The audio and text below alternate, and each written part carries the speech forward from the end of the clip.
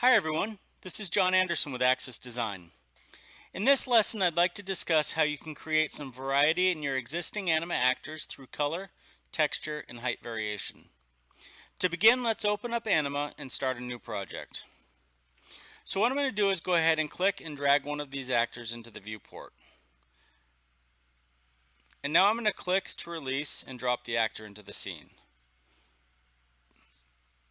Now in the top right hand corner you can see that we have this icon for toggle editing mode. So I'm going to go ahead and click this to enter editing mode for this actor. And now you can see that on the right hand side we have all these actor properties. But the thing is all of these properties are grayed out currently, so we don't really have access to them. We can't adjust the height or modify any of these textures. And this is going to be true for all of our system actors. But what we can do is we can go ahead over to our icon over here, and we can right click and click duplicate. So what this is going to do is allow us access to an actor that we can customize ourselves. And you can see the duplicated actors by this star and flag up here in the upper right corner of this icon. Now on the right hand side you can see that we now have all of these properties available to us. We can modify our height simply by clicking the slider and moving it around. So let's say we put this at 1.95. Now if you didn't want to use the slider, you can go ahead and just enter in a height in meters, and that looks good. We're not going to see that in the viewport at this time. The character is going to look the same, but in a few minutes we'll go ahead and look at that variation so that you can see that it's there. Now to modify the color variation, what we can do is you can see the editing mode here. It's currently on show textures, and if you highlight over any of these it should give you a explanation of what that does. But we're currently in show textures, and you can see that we have all of our textures here. Right now we're not going to worry about these. We're going to go ahead and click our drop down here and check generate variations. Now in our variation editor you can see that we have some presets available. Okay, this is the base, and then we have preset 1, preset 2, preset 3, and preset 4.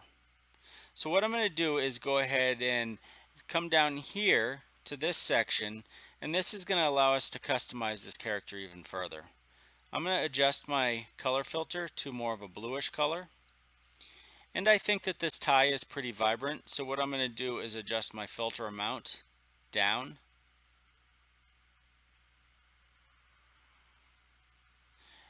And I can adjust my modify hue as well. Saturation to kind of desaturate it a little bit. And modified luminosity is going to basically allow us to lighten the suit or darken the suit. Now you can see so far that everything has affected the suit. And what we can do is parts of this character are masked off, and we can't see those right now. But if we come back over here to our drop down, we can go to protect range, and we can see that anything that's yellow is currently masked off. So those areas will not get any editing. And we can go ahead and change that though by coming down here to changeable materials and protected materials. So everything on the left is changeable and everything on the right is protected. So I can grab skin, head, hair, and eyes and mouth and move that over to the left. And I can move the clothes over to the right because we've already made some modifications to them. And then I'll go back up to my generate variations, and you can see that it starts off to be a very saturated look, very saturated blue. I'm just going to leave it saturated and adjust my filter color to something that's a little bit more human looking. And we can modify the luminosity, and that's back to about where it originally was, but maybe we want this character's skin to be a little bit darker. Okay, so that's pretty neat. It allows you to customize both the suit and the skin. You can separate this even further into the eyes and the hair and stuff like that.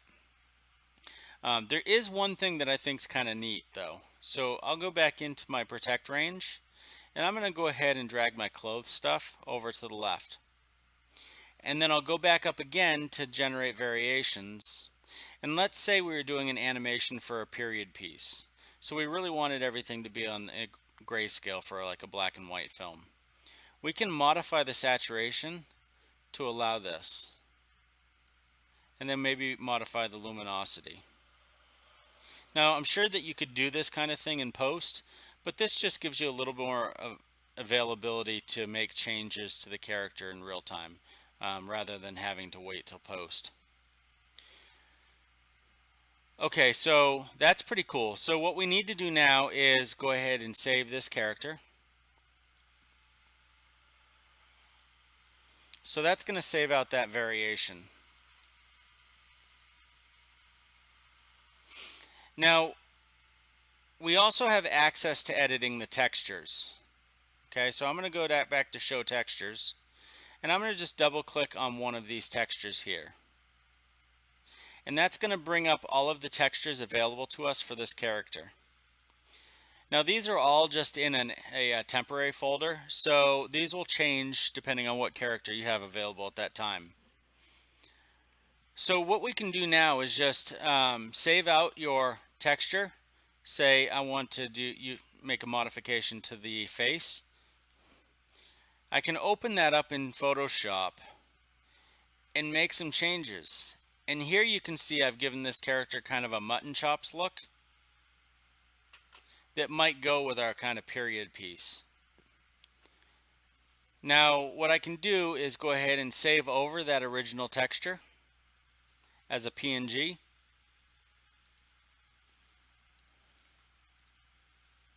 And go ahead and replace it.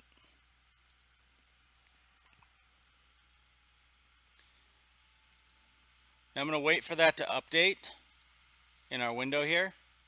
You can see that it's updated. I'll go ahead and minimize that. And now I'm not going to see it here until I save it again. So I'm going to go ahead and save.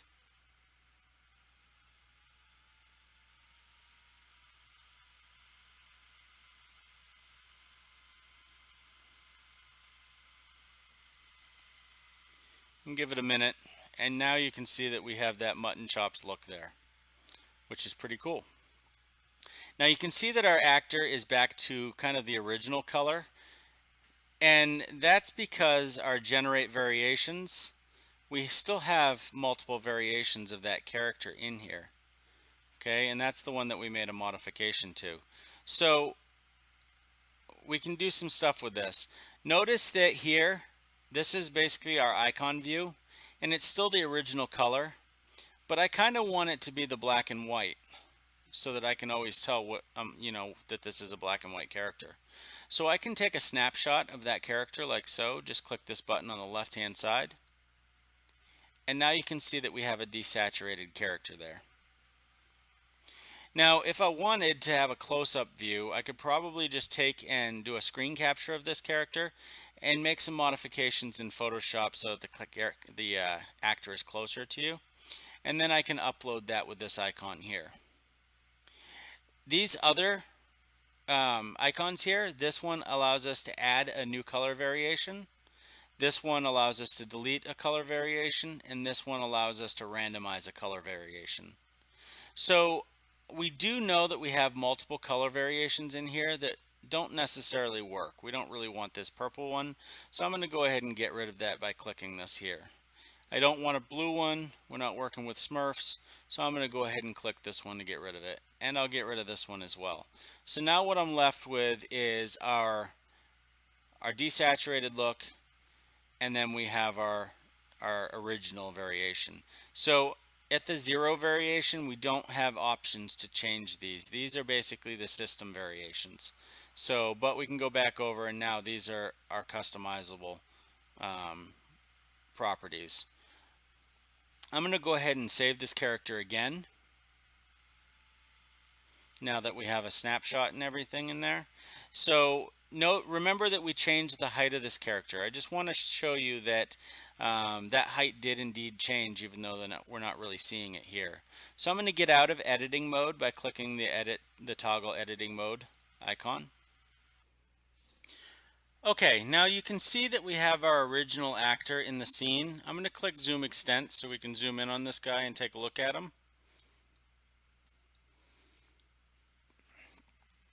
But what we want to do is go ahead and click and drag our customized character into the viewport. And you can see that our character has that desaturated look, and he's got that mutton chops kind of facial hair, which is pretty cool.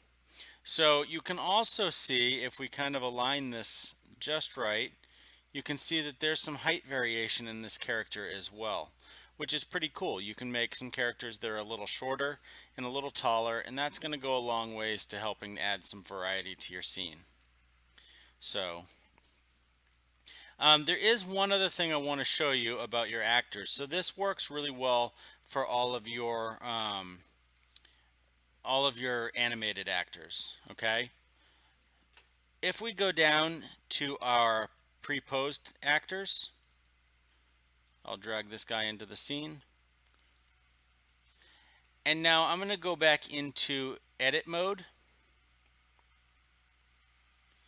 and just duplicate this actor.